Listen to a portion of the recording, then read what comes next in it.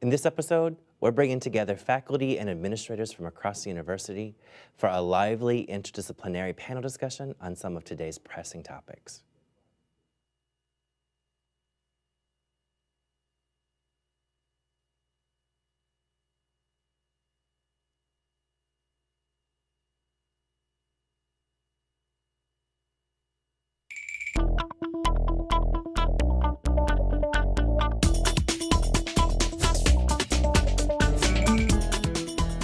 Hello, I'm Bill Leipold, and welcome to this edition of Breakfast at the Barracks. Today we're hosting one of our panel discussions. Joining me are Dr. John Pavlik, Chair of Journalism and Media Studies, Dr. Kathleen Hall, Director of the Burns Seminar and co-founder of Project Civility, and Dr. Delia Pitts, Assistant Vice President of Student Affairs at Rutgers, New Brunswick. Welcome to each one of you. Thank you. Glad you could join us. We're going to jump in. Our topic today is civility. And as indicated by most of the national research that's out there around some of the issues that are folks are on their mind, the one issue of civility continues to rise to the top. So I think for most of us, I think we probably need a working definition of what we perceive to be civility. So who wants to take the first question? Well, I mean, to me, it's a matter of courtesy and empathy, understanding other people's points of view and being respectful of that. Okay. Delia? I think of it as almost a lubricant. There are a lot of rough edges in the way that all of us interact with each other, and civility smooths over those rough edges and allows the machinery of society really to work more smoothly, I think. Okay. And Kathleen? I'm a little skeptical of the question because I'm interested actually in having an inquiry across the community about what civility is. But I guess my own personal working definition lately has been a benevolent awareness of the well-being of others. Well, which seems to me like something that no one could argue with, but you'd be surprised. Well, no, that's kind of where I was going to go, because John, you had said the issue of respect, and one of the things that I love, especially being an old housing person, is having a floor of 15 to define what respect is. Mm-hmm. And so the issue of trying to define civility, I think, is one of those common denominators that we all kind of deal with and kind of do that. So I'm going to take you a step further. You said respect, so for you, what does that mean in terms of your interaction with other folks? Well, I think it's having a certain amount of sense of language mm-hmm. and being thoughtful in your choice of words and choice of how you represent what you say or the way you represent ideas, so that that is sensitive to the other perspectives that people might have. And you had talked about the lubricant, so talk to me about what you mean by that notion of lubricant. Obviously, it's kind of the warming up factor, the ability to kind of, Well, I think ultimately it has to be the ability to have some empathy, to see positions that you might not hold personally, but the other guy might take, mm-hmm. and to, as you said, respect those positions. Doesn't mean you adopt them, doesn't mean you buy them, but it does mean that you hear them, and it means listening thoroughly and completely to what the other guy has to say. It also doesn't mean that you censor what you're saying. Mm-hmm. It doesn't mean that you avoid certain topics. In fact, it may mean that you actively address certain difficult mm-hmm. subjects, but that you address them in a way that doesn't immediately offend other people, but you address them in a way that allows other people to enter into the conversation. Mm-hmm. So let's talk about this. A lot of media programs and a lot of scholarly research shows that mass media in some ways has kind of eroded away this idea of civility, whether it be looking at conversations in Senate around C-SPAN, whether it be the 24-hour news cycle or the conversations and shows that we see on MTV. Is there some merit to that discussion in terms of being able to say that that kind of has eroded the idea of civility around the U.S.? I think one of the things that's happened is that so much of the dialogue as driven by the media is such that it's reduced to sound bites, mm-hmm. and people have very short amounts of time to express a viewpoint. Mm-hmm. And then the rest of the audience, us, we tend to align ourselves with one sound bite or the other, and then what the real conversation is, which is outside of the sound bites, just kind of falls away and we never really get to it.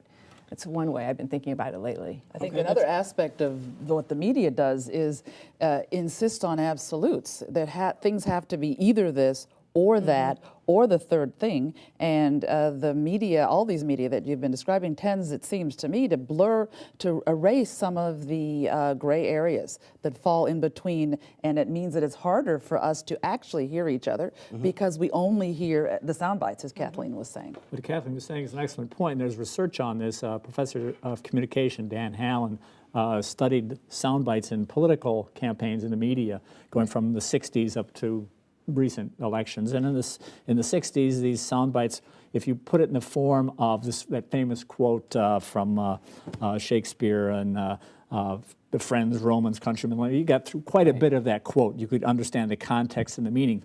And in most recent elections, the sound bite got down to the point where it was something like friends, Romans. That was about the extent of, what could you get out of that? And you really can't have a very civil discourse when about all you can do is get in somebody's face with some emotional rhetoric. Well, it's interesting because I hear you all talk about being aware of not just the other person, but also your own behavior, being aware of emotions in some ways, as well as also being aware of your behavior. So I'm going to pick three names out of a hat in terms of mass media: Bill O'Reilly, Keith Olbermann, and then the conversation around Chris Matthews, because three predominant men who seem to have a say on lots of things politics don't always seem to have a sense of where that is. Is that true or not true in terms of civility? Because a lot of folks will write about their inability to be civil on their shows in terms of the conversation. Well, I don't think that being civil is their primary purpose. Their primary purpose is selling soap. I mean, they're a commercial activity, and their primary purpose is to get viewers to them, and they don't do that, and they won't do that in our current context by being what we're defining as civil. That would come off as extremely boring in the context of those shows that you spoke about. Okay. And the media, especially television and cable, have become so fragmented in terms of the audience.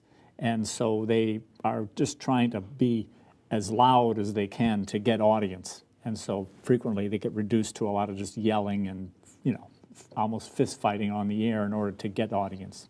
And so sometimes being uncivil is what they do in order to try to get people to watch. Well, it does buy them publicity, as Delia had already stated in terms of some conversations.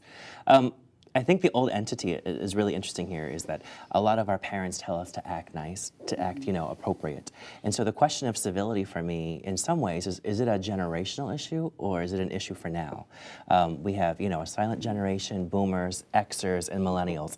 All four generations obviously interact differently, hold very different values in lots of different ways. Is civility a boomer/silent generation issue as opposed to a millennial issue? I don't really think so at all. Actually, just last night I was listening to a 1970 interview with George Carlin, the comedian. And so at that time he was 33 years old, and this was before he'd come out with his 7 Dirty Words monologue and all the rest of it. Somebody who pushed the free speech movement into directions that might be considered uncivil in some way. But what the interviewer asked him was, what do you think is the most significant problem in the United States today, so in 1970? And he said, I think it's values. And he talked about technology advancing so quickly and us as a culture and as individuals having to make decisions about which values should go forward and which ones should be left behind. And to me, there's things that are wrapped up in issues about civility that are value questions that we need to think about whether we want to let them go or not. So for example, privacy in relation to technology is a civility issue as well. And there's questions about whether new technology is eroding our privacy and if we're behaving in uncivil ways toward one another because of that. And so I guess what I'm trying to say in terms of, to answer your question more directly, I don't think it's generational by who's older, who's younger, when people were born. I think it's cultural change and everybody's affected by it.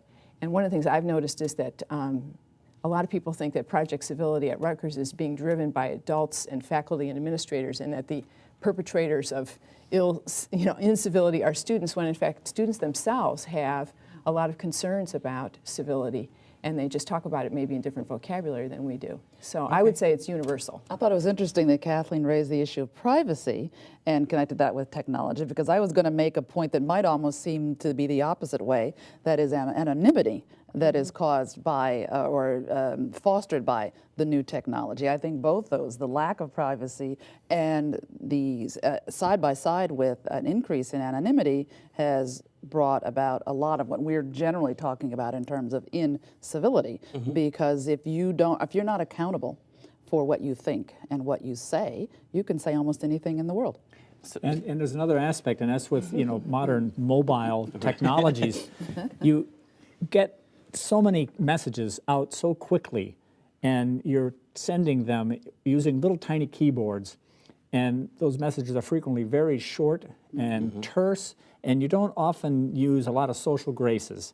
And that can be lacking a certain amount of civility. You may not always say thank you, or you may not express a lot of gracefulness in the discourse that goes on in some of those text messages. So that's maybe part of where contemporary communication lacks a certain amount of civility.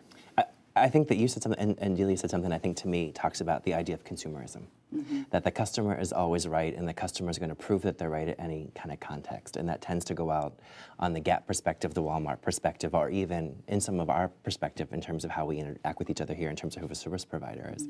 So how has that really changed? Because there seems to be a lack of civility in consumerism in terms of interaction out the line, around a sale, the day after Thanksgiving. There seems to be to want to get to that item first, or that the item was marked wrong and you owe me something.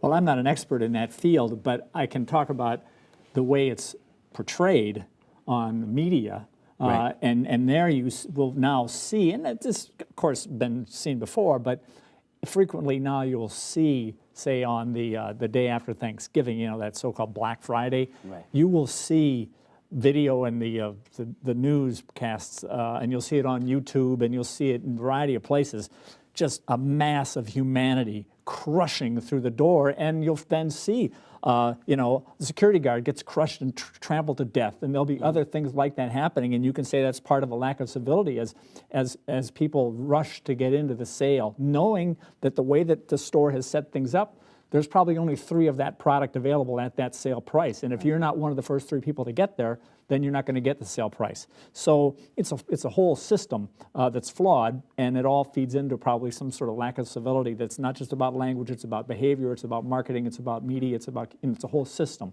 Okay. And how about here at Rutgers in terms of consumerism? There seems to be a myth out there that students are not talking to professors appropriately, lots of faculty members are upset, our interactions with administrator. True or not true in terms of the whole civility conversation? It's not something I hear. That's why I'm asking. I talk with a lot of students, and I talk with a lot of professors, and that's not an issue that I hear on campus. I'm not saying it isn't the case on occasion. I'm sure it is. I'm sure that we're all human, and I'm sure that definitely happens. But I don't hear that as being a primary concern. That what I hear is that the problems in a classroom have more to do with size of the classroom, often the lack of ability to connect one-on-one, either with your fellow students or with your professor or your teaching assistant. Those are the questions that I hear more coming certainly from students and from professors who want to make that contact as well. Kathleen, your perspective on that? I'm really interested in sort of, I'm not even afraid of saying it anymore, it's kind of classroom etiquette. I think that we've gotten really casual, and I think that it erodes on some level the learning environment in a classroom. So, for example, if students drift in late, or they leave early, or they are text messaging and watching films while they're watching a lecture, those kinds of behaviors, they affect. It's not just about respect for the teacher as authority figure. It has to do with kind of why are you there, respect for the enterprise that everyone's engaged in, and also for their fellow students, because it's disruptive for everybody else. And I'm opposed to an idea of sort of a top-down code, but one of the reasons I would really like to have a further discussion on campus about this is for students themselves to think about what kind of environment they want to create and be a part of. And I know it seems really idealistic to think that there could be like a really democratic conversation about this, because people like to think of hierarchy in a university, but I don't. I think that it's really appropriate, and would be a good thing. Well, let's come back to that question. We're going to take a break right now. So we're going to take a short break. We'll be right back with you soon, so stay tuned.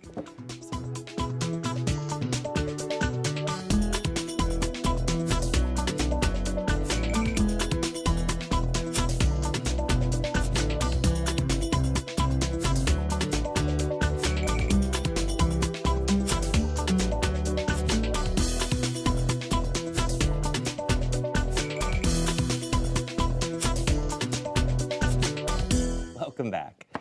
We're back with John Pavlik, Chair of Journalism and Media Studies, Dr. Kathleen Hall, Director of Byrne Seminars and co-founder of Project Civility, and Dr. Delia Pitts, Assistant Vice President of Student Affairs. All of them work here at Rutgers, New Brunswick, and I just want to recap the conversation. We're talking about the issue of civility and how what the definition of civility is and kind of how it plays out from an international to national level. I think we're going to shrink the kind of perspective more to a Rutgers perspective. Kathleen, I'm going to start with you. You one of the co-founders of Project Civility, so why don't you give us a little overview about what the project aims are and what you think the expected outcomes are to be. The project is a 2-year campus-wide dialogue across New Brunswick about the nature of civility, and we're kind of, and it's a joint venture, so to speak, of the Office of Undergraduate Education and Student Affairs, which are two parts of the university that, although they're side by side, they don't often do things together in an integrated way. So anyway, the idea is it's kind of like a little hypothesis that we're trying out. We think that if we can encourage one another to engage in small acts of kindness and courtesy toward one another over time, that this will actually have an impact on the larger culture. And so it's an inquiry about the nature of civility. It's getting developing a vocabulary in the first year, getting students, faculty, and staff being able to talk about what civility is and recognize it or whatever. And then the second year is more about some actual concrete on the ground projects that come out of this thinking, and then with hopes maybe something happening in the third year that's not planned, but maybe going out into the larger community of New Jersey and even into the schools. Now, can all students participate, graduate, undergraduates? Is it a large microcosm of the community? And we have students. The key people involved in it right now have been Mark Schuster, who's the Senior Dean of Students, and myself, and we're working with 2 other staff people, Megan Holmes and Michelle Brazier, and then a graduate student named Satik Debs, and then we have 3 undergraduates who have spent a lot of time working with us, Scott Lazis and Andrew Germick, and I'll remember the other one in a minute. But anyway, yeah, anybody can participate, and one of the things that I really like about the programming is that we have things called fireside chats, and we hold them at a different fireplace around campus during the year, and those conversations are convened by a faculty member, usually along with a student or graduate student, and they discuss an article from the New York Times about civility that's selected by those people. And students seem to really enjoy them, and the Times provides pizza and beverages for everybody, and so anybody is invited. And yeah. To further that on that answer, I'm participating in a project that Michelle Brazier, whom you mentioned, is leading, which is an essay contest. Okay. Essay questions have gone forward, and we've already received all the essays. We've got a large number of students, undergraduate students, who wrote in essays about various aspects of civility, discussing, I'm sure, some of the same things we're talking about here today. And they've then put together a panel of people who read them and make some judgments, I guess, and there'll be a winner of this essay contest sometime in the next semester. So I'm very excited about that, particularly that it inspired a lot of students to write and to think seriously. These are not short essays. These are not 1 and 2 paragraph. Okay. These are considered expositions of their thoughts on these questions. So I'm looking forward to seeing what our students have to say. Well, in the future, in terms of how can a student or a faculty member find a fireside chat? How can folks get information on the essays in terms of the winners? Is there a website that's out there? Absolutely. Is there information? www.projectcivility.rutgers.edu. Okay, great. Yeah. No, I want to make sure that folks at least had that to be able to be in conversation with that. What you had talked a little bit about hearing some of the stuff from the students, both of you, in terms of civility on campus, based upon first-year seminars and based upon student affairs, and even your own class. What are students saying about civility? You know, we've already determined in some way this really isn't generational, but in some contexts, kind of cross-generational. So, from your perspectives, One of the more interesting conversations I had with a student was somebody who was talking about popular culture, and he said that he felt that his generation was attached to a kind of a hipster apathy kind of model of how to be in the world, and that part of that model is an unfriendliness toward other people, and almost an endorsement of a kind of incivility. And so he's really interested in getting people to think about an idea that to me sounds very either 1960s or Emerson and Thoreau, about being much more authentic in relationships and thinking about civility in relation to authenticity.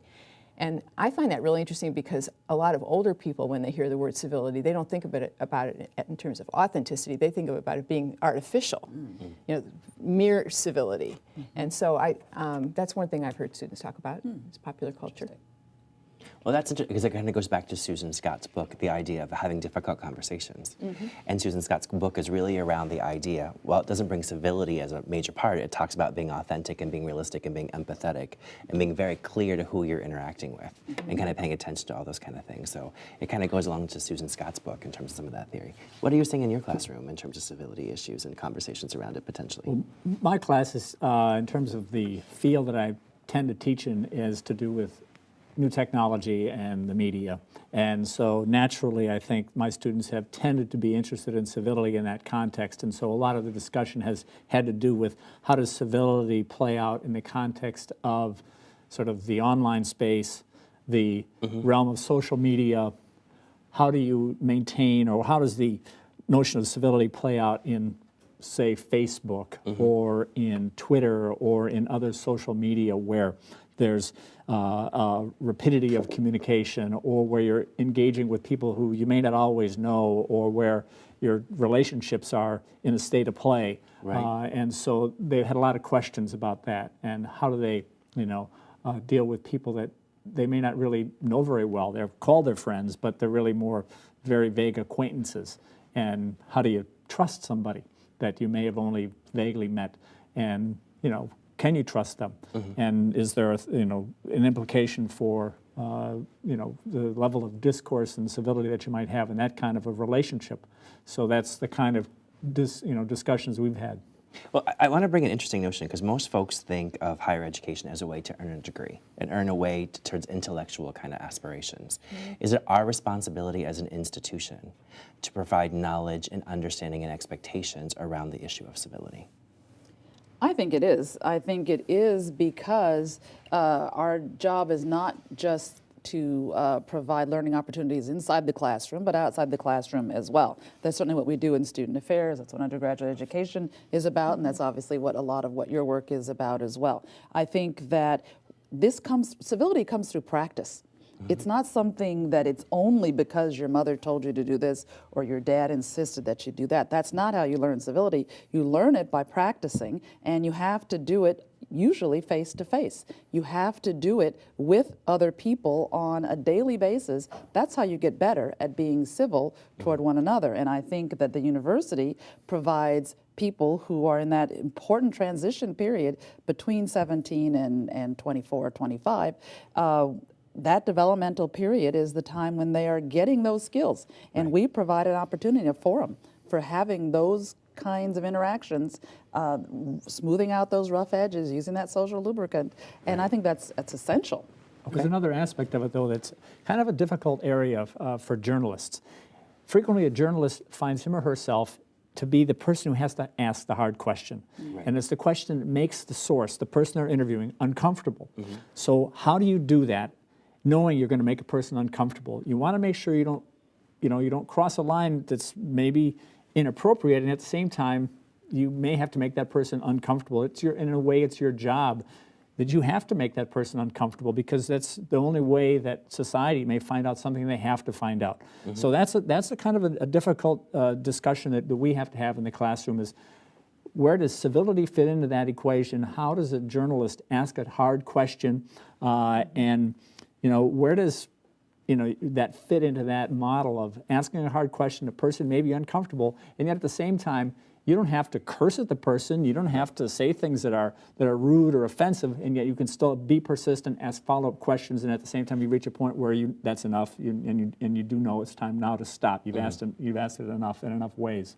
Kathleen, this is a very, for me, I thought that was a great question, by the way. it's a great, I think for me, it's really interesting for first-year students because you're somewhat responsible for kind of shaping that intellectual and outside the classroom kind of perspective with them while they're here. Is this something that's important to you in terms of being able to do that? It's personally important to me. My husband always teases me and he says, Kathy, you're always trying to give your students a complete education, which is controversial because, I mean, some people like Stanley Fish, who's a well-known professor and public intellectual, he says, look, professors shouldn't be doing anything except for teaching a very narrow thing about their research, and it shouldn't be anything about any of these things about shaping people's characters or anything. But research shows that people who have better social skills do better in life. They succeed. And so to the extent that I'm dedicated to all of our students succeeding, I want them to learn these skills. I'm going to circle back to one of the things that you said because I want to kind of bring it full circle.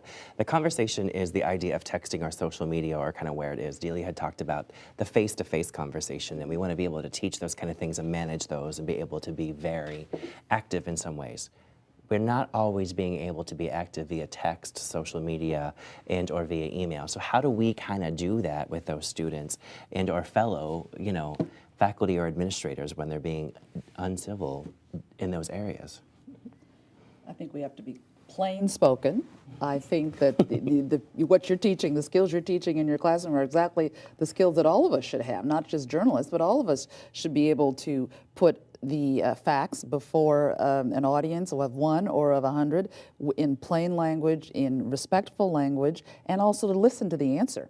That would be my statement back to the journalism students. It's not enough to ask the hard question. You've got to receive the hard, tough, maybe unpleasant answers. And then your follow-up has not to be simply a repetition of the same question, but the question has to reflect the answer. That shows respect, that shows listening, and that's part of civil conversation, I think. Other thoughts? For you especially, I mean, are you with Delia on that one? Are you taking I'm agree with her 100% that we, I think, don't focus enough on developing good listening skills. If there's an area probably that's deficient in our curriculum, maybe that's an area that we could, we could improve that, better listening skills. We could probably all benefit from it in our personal lives, no doubt. We probably get enriched a little bit in that regard. Good. And it's hard to do that listening part if you're working in the very social media you were describing, because who's listening if you're twittering? You're just sending out messages, right. But you don't need to listen. You don't need to hear anybody. You're proclaiming your own thoughts and views and opinions and feelings, and it's not an interactive media in the same way. You're not present. I was watching Fran Lebowitz and that wonderful documentary that was on television a few weeks ago. And one of the things she's talked about was the fact that when you're twittering or when you're emailing or when you're talking on the phone, that means you're not present in that moment there. You're somewhere else. Right. You're wherever the communication is going. And I thought a lot about that, because that's an aspect of incivility. If you're not there with the people that you're sitting with, that you're supposedly talking with, then how can you be civil? That's true. Lots of things to think about. I want to remind our viewers that you can go to projectcivility.rutgers.edu for more information. That's all the time we have for this edition. I want to thank all my guests, John, Delia, Kathleen. It was great to have you. I appreciate it. For more information about any of the subject we've discussed here today, please visit our website at rutgers.tv. For all of us at the Rutgers Division of Continuing Studies, I'm Bill Leipold, and thanks for watching.